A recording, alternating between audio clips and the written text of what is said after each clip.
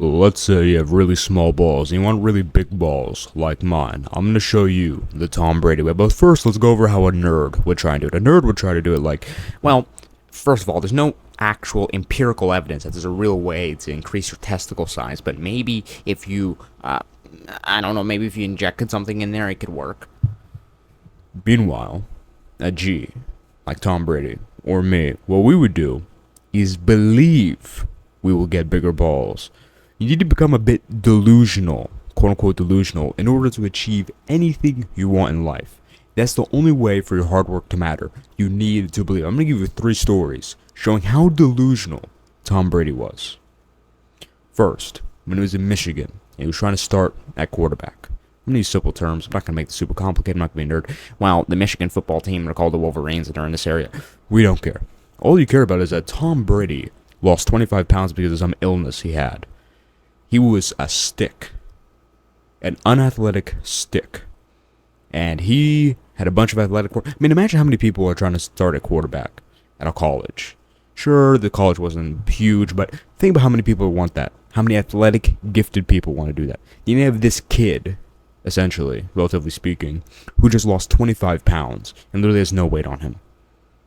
And you know what he's saying? He's like, oh, well, I lost 25 pounds. You know, most people would actually give up at that point. Most people would be like, oh, I can't do it. Oh, my God. Oh, I'm out. I can't do this anymore.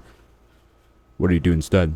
He stayed, and he said, I'm going to become the starter. I'm going to become the starter. He believed it.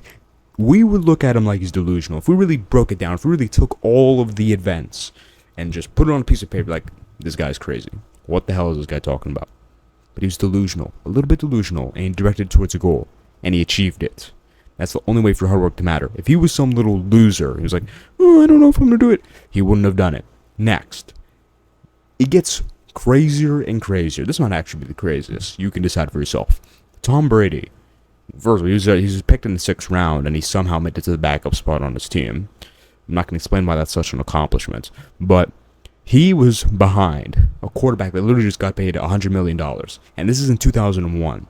Okay? This ain't a $100 million contract today. This is 2001.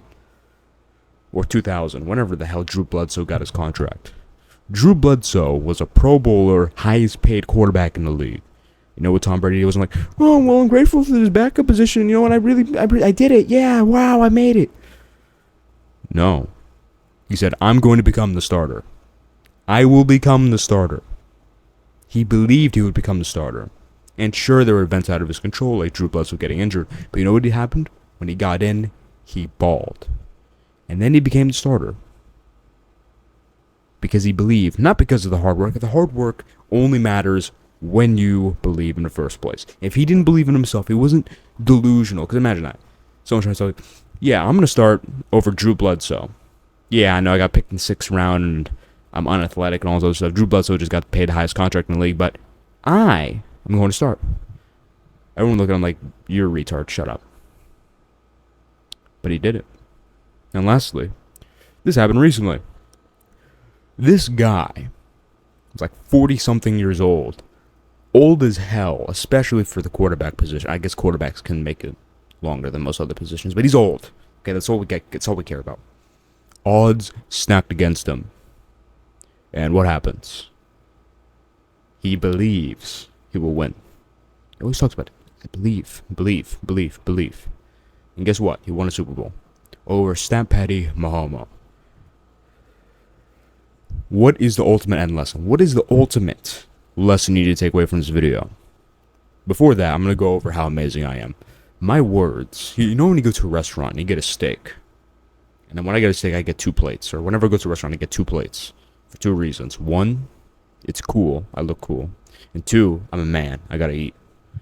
Anyways, you know when you just eat a steak from a restaurant, you're just, you cut it, you chew it, and it's like, wow. This is the greatest steak I've ever had.